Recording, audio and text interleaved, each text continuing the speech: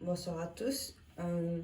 Aujourd'hui, contexte un peu différent d'habituellement. Vous êtes habitués à me voir assis sur ma chaise, mais puisque le temps se fait court et que le temps me manque, aujourd'hui, ce sera session make-up. Non, ce n'est pas un tuto make-up. S'il vous plaît, ne prenez pas mes techniques make-up comme des conseils parce que je suis vraiment pourrie. Si vous voulez des conseils make-up, je vous conseille d'aller voir une autre youtubeuse parce que c'est pas mon fort. Mais sinon, c'est juste un moyen de économiser mon temps. Bref, ceci étant dit, commençons. Donc, pour la vidéo d'aujourd'hui, j'ai décidé de faire une mini présentation. Parce que en fait, je sais que c'est quand même important de savoir un peu qui je suis avec les services que je propose. Surtout pour les sceptiques. Ce que je comprends en fait. Parce que dans le fond, je sais que le terme de coach de vie effraie certaines personnes, surtout parce qu'ils se disent ok, j'ai pas besoin de quelqu'un pour me coacher comment vivre. Mais en vrai, c'est pas exactement ça. De la même façon que les gens ont souvent des préjugés sur les psychologues, ils se disent ok, je suis pas fou, j'ai pas besoin de consulter un psychologue. C'est pas exactement ça. Ok, la santé mentale, ça se résume à plus de choses qu'être fou ou ne pas être fou. Parce qu'en vrai, qu'est-ce qui amène la folie? C'est souvent de ne pas comprendre ce qui se passe dans notre cerveau. Bref, ça c'est pas ma présentation, ça c'est un peu la présentation de qu'est-ce que je fais. Pour commencer un peu de mon background, je suis une jeune femme, début vingtaine, pas obligée de dire mon âge exact. Début vingtaine, originaire de Montréal, au Canada, pour ceux qui ne savaient pas. Que dire? Mes origines, je suis d'origine haïtienne et québécoise. Ok, c'est pas le plus important. Donc, on va direct sauter à mon parcours professionnel. Donc, j'ai un DES, j'ai un diplôme d'études secondaires. Ensuite, j'ai été au cégep. J'ai commencé une technique en intervention en délinquance que je n'ai pas fini. J'ai lâché le cégep pour aller directement sur le marché du travail. J'ai commencé à travailler comme préposé aux bénéficiaires dans des résidences privées. Voilà, d'ici là, j'ai fait 2-3 ans à travailler dans diverses résidences privées, principalement des postes de nuit. J'ai beaucoup aimé, personnellement, j'ai bien aimé travailler avec les personnes âgées. J'ai bien aimé discuter avec eux. Puis c'est un travail que je trouve que j'avais quand même ma place. Mais je savais que c'était pas nécessairement mon choix de carrière, donc voilà. Après avoir travaillé dans diverses résidences privées, j'ai travaillé aussi à domicile. J'ai travaillé comme préposée à domicile pour 2-3 familles, dont une avec une madame qui avait de l'Alzheimer. Ça a été un cas assez particulier, mais ça a été une expérience difficile, tant sur le plan émotionnel que physique, mais que j'ai beaucoup apprécié et que je ne regrette pour rien au monde. Ça a été une expérience très importante dans mon parcours, puis qui a beaucoup forgé aussi ma personne et qui m'a aussi beaucoup comme aidé à savoir qu'est-ce que je voulais, puis un peu vers quoi je voulais me diriger éventuellement. Bref. Après ma super carrière en tant que préposée, j'ai eu la chance d'avoir un poste comme intervenante en santé urbaine, qui veut dire intervenante qui travaille avec la médication. J'ai eu un poste dans un refuge pour en situation d'itinérance pour un très bon organisme, by the way, un organisme à Montréal. Bref. Ensuite, personnellement, j'ai beaucoup adoré mon poste d'intervenante, que ce soit les gens que j'ai rencontrés ou qu'est-ce que je faisais. Mais j'ai lâché mon poste parce que je suis rentrée à l'université. En fait, j'ai fait ma demande dans un certificat en psychologie du développement humain et j'ai été acceptée. Donc, vu que je faisais mes études à l'extérieur de Montréal, il a fallu que je lâche mon poste pour me concentrer aussi surtout sur mes études. Mais j'ai lâché mon poste pour me faire engager dans une garderie Au début, j'ai eu le poste d'éducatrice spécialisée. Par contre, c'était un poste temps plein. Puis j'allais à l'université de temps plein aussi, donc ça faisait vraiment difficile de faire les deux à temps plein. Donc j'étais obligée de lâcher mon poste. Mais on m'a proposé un poste d'éducatrice régulière dans une autre garderie, mais toujours avec le même organisme, que j'ai accepté et que j'ai fait pendant quelques mois jusqu'à temps que ça devienne encore malheureusement trop difficile avec les études. Parce qu'en vrai, je travaille avec les enfants. Moi, personnellement, c'était mes premières expériences avec une clientèle jeune. J'ai toujours été habituée de travailler avec une clientèle adulte. Donc, ça faisait beaucoup pour moi. Malgré que, oui, j'y arrivais. Oui, on disait que j'avais des super bonnes compétences. Mentalement, physiquement, etc., ça devenait vraiment trop difficile pour moi. Donc, voilà. Ça a été un bref résumé de mon parcours professionnel. Avant de travailler comme préposé, j'ai fait d'autres petites jobbings aussi, mais c'est rien d'important, genre caissière, etc. Donc voilà. Moi, j'ai rapidement découvert que je suis quelqu'un qui est fait pour la relation d'être. Et puis voilà, je sais que c'est vers ça que je me dirige. C'est pourquoi mes études, c'est pourquoi qu'est-ce que je crée aujourd'hui. Bref. Ça, c'était ce qui a trait à mon parcours professionnel. Pour ce qui a trait à mes études, en ce moment, je fais un certificat que je vais finir en fin avril. Ensuite, j'ai l'intention de poursuivre avec un autre certificat. Donc, pour ceux qui ne savent pas, je ne vais pas dire au Canada, au Québec, lorsque vous faites 3 certificats ou 2 certificats avec un stage, ça vous donne un bac par cumul. Donc, c'est ce que je suis en train de faire. Je fais un bac par cumul. Sauf qu'à la place de l'avoir seulement dans un domaine, je vais l'avoir dans 2 à 3 domaines. Donc, personnellement, en ce moment, j'ai choisi psycho, mais je compte aller en philo. Ce sont des domaines qui m'intéressent.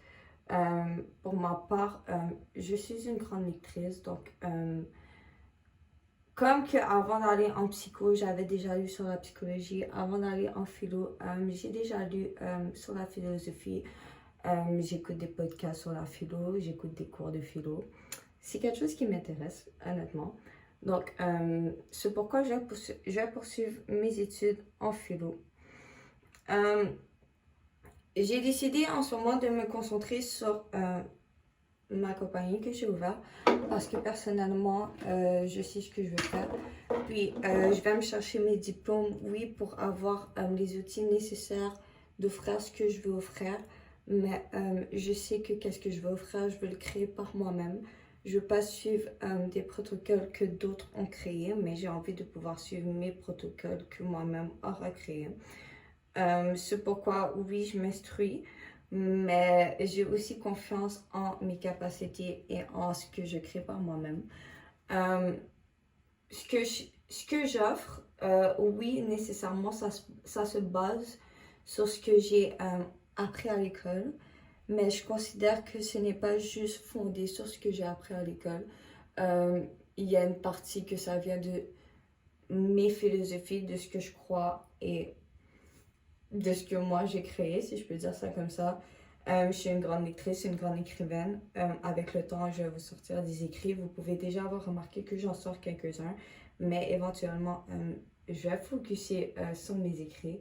La lecture et l'écrit sont deux choses qui me passionnent et c'est quelque chose que vous allez sûrement pouvoir voir au travers du temps. Quand je dis que j'offre des coachings de vie, on me demande souvent de comme m'expliquer puis de dire ok, mais c'est quoi un coach de vie, qu'est-ce que ça offre, etc. Mais l'affaire, c'est qu'il n'y a pas de bonne réponse à cette question, comme qu'il n'y a pas de mauvaise. Parce que tout dépendant de quel coach de vie que vous irez voir, comme il va vous proposer des affaires différentes, il va utiliser des méthodes différentes, puis comme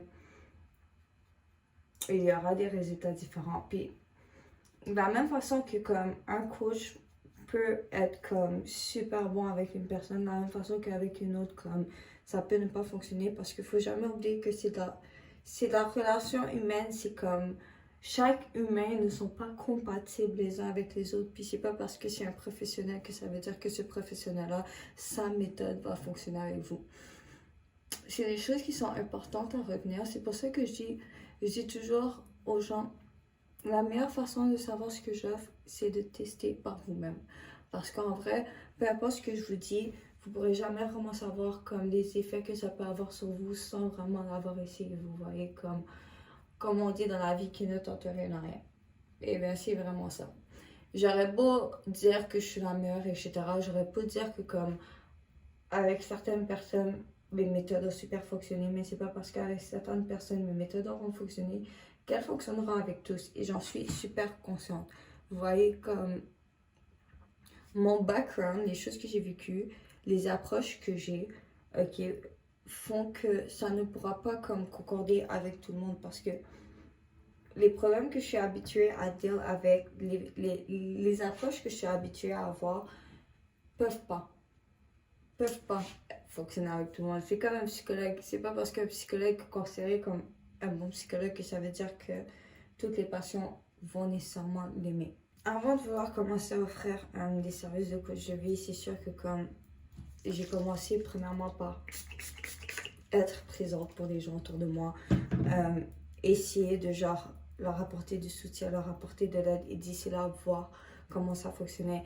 Puis c'est à force d'avoir apporté ce soutien-là aux gens autour de moi que j'ai vu que, bon, peut-être que j'avais un certain, pas un don, mais certaines capacités pour apporter certaines choses à certaines personnes. Je me dis pas posséder un don, je me dis juste être bonne. Être bonne dans le contact humain, être bonne pour apaiser le cœur. Puis, tu sais, ça, c'est des choses que j'ai travaillées, c'est des choses que j'ai appris, c'est pas des choses qui me sont tombées sous la main du jour au lendemain, c'est des choses que j'ai travaillées. J'ai pas toujours été celle que j'ai été, puis c'est des choses que j'ai testées. J'ai parlé avec des gens, j'ai discuté, tu sais, j'ai essayé de poser des questions, puis en posant des questions, j'ai trouvé des réponses, vous voyez, comme dans la vie, c'est essai-erreur. Je me suis pas levée un bon matin, puis j'avais tous les talents que j'ai aujourd'hui, vous voyez. Comme j'ai travaillé pour, puis en plus d'avoir travaillé pour, c'est que c'est quelque chose que j'aime. Écouter les gens, c'est quelque chose que j'aime. Apporter mon soutien aux gens, c'est quelque chose que j'aime. Chercher des nouvelles perspectives, c'est quelque chose que j'aime.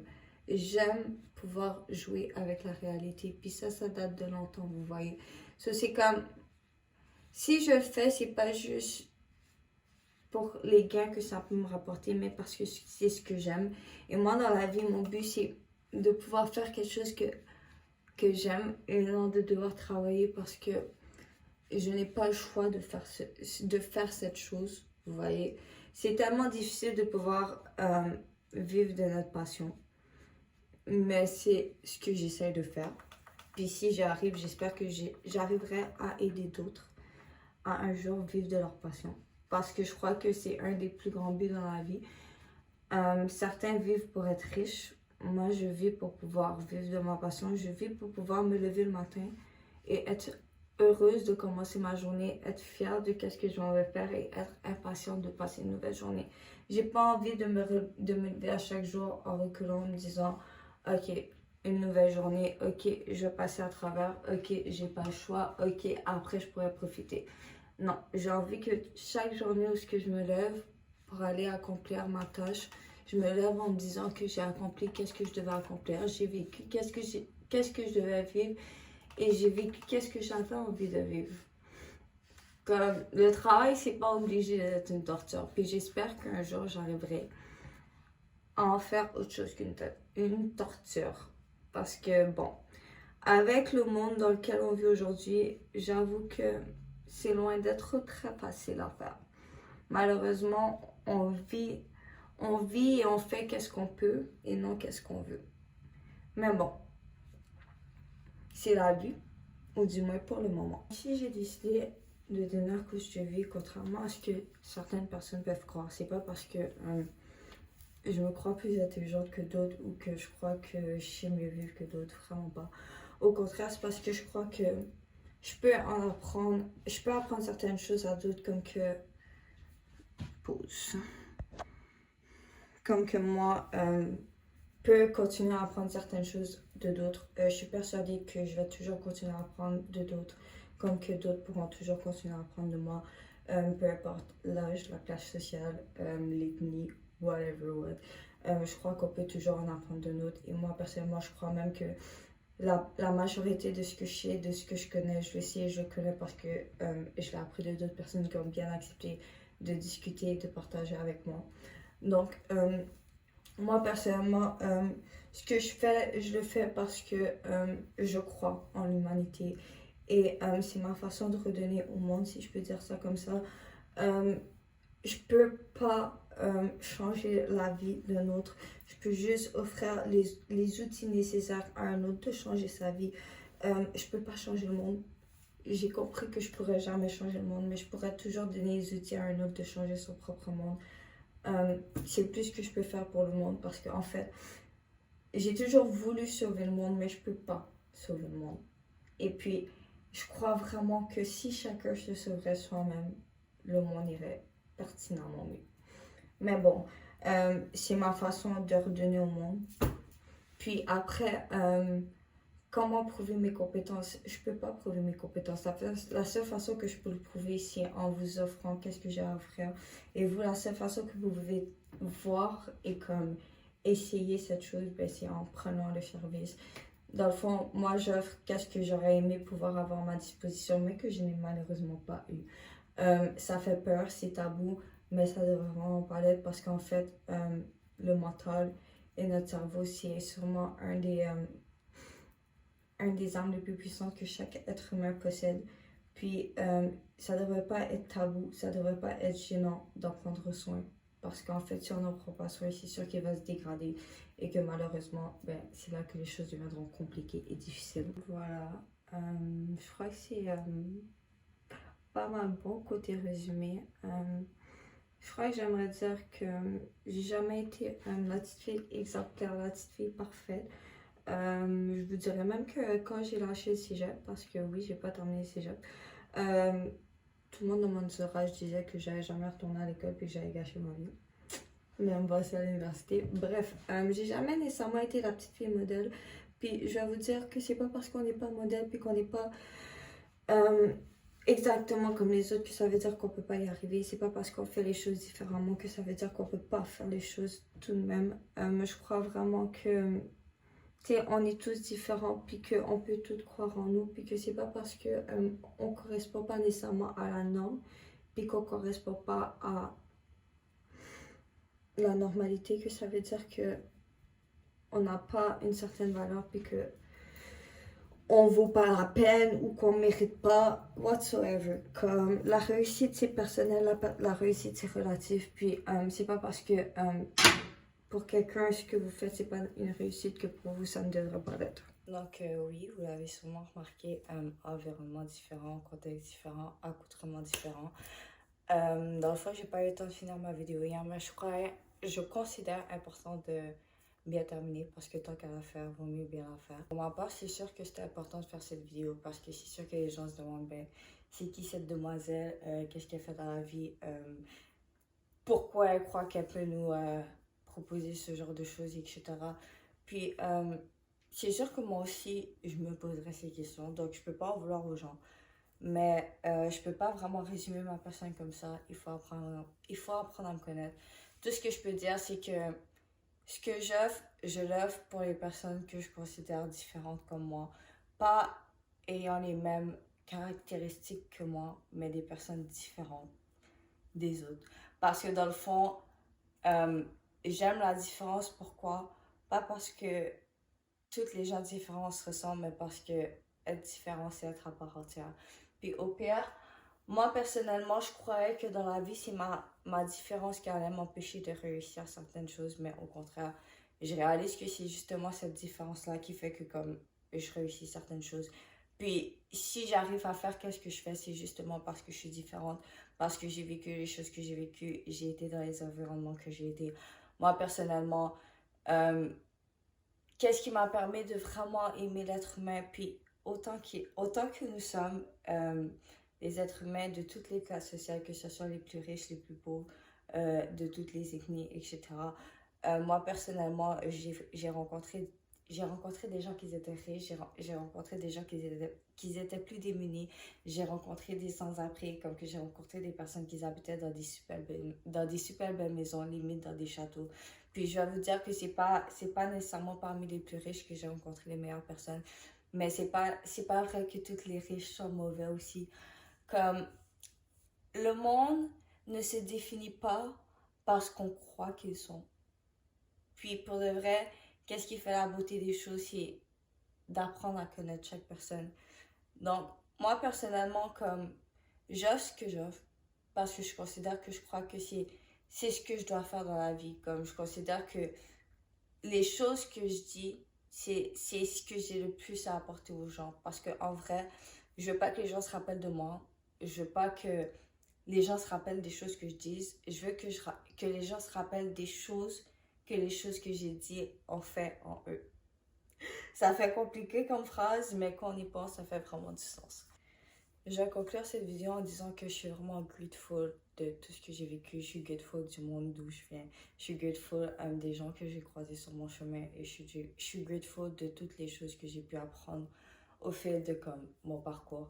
Puis pour de vrai, s'il y a une chose que je peux dire, c'est que ouais, il y a beaucoup de gens dans la vie qui ont pas cru en moi, qui m'ont dit que je courais droit au pied du mur, que je fonçais direct dans le mur. Puis c'est vrai, comme j'assume, il y a un moment dans ma vie où j'ai foncé dans un mur.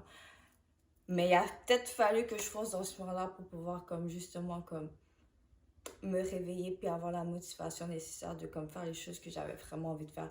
Parce que dans la vie, j'avais réalisé que je faisais pas ce que j'avais envie de faire, mais ce que le monde autour de moi avait envie que je fasse. Puis en vrai, c'est sûrement peut-être pour ça que j'étais malheureuse, parce qu'au fond, je faisais jamais qu'est-ce que je voulais faire, mais comme qu'est-ce que le monde s'attendait de moi.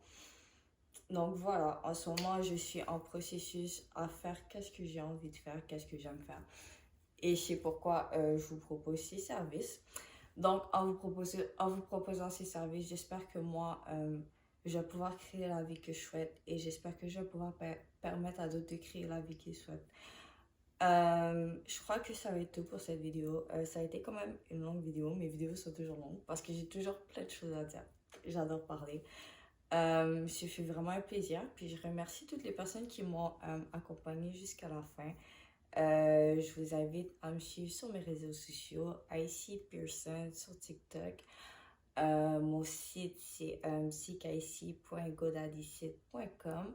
Sinon, tous les liens seront en description. Puis j'espère qu'on va se retrouver pour une prochaine fois, pour une prochaine vidéo, peut-être pour une rencontre individuelle. Et je vous souhaite une bonne soirée à tous. Et voilà, à la prochaine.